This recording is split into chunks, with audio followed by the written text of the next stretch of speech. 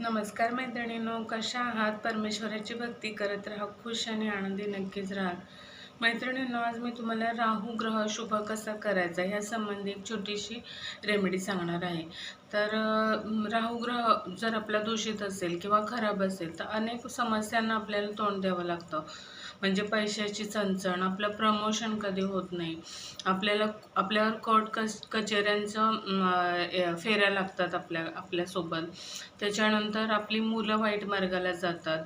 मुलीसुद्धा म्हणजे आपण म्हणतो बघा, एखाद्याची मुलगी पळून गेली, असं तिच्यावर संस्कारच नाही केले किंवा काय वगैरे.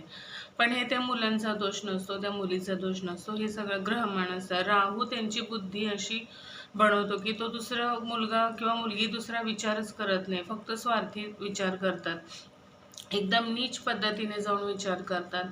तर त्याच्यामुळे मुलांवर दोष देण्यापेक्षा जर आपण राहू ग्रह शुभ करण्याचा प्रयत्न केला, कारण आपल्या आयुष्यातले 80% प्रॉब्लेम्स हे ग्रहमानावर अवलंबून असतात. ग्रह शुभ याचा फळ आपल्याला ते आपल्या आयुष्यावर देत असतात. तर काय करायचं, एक मातीची पणती घ्यायची.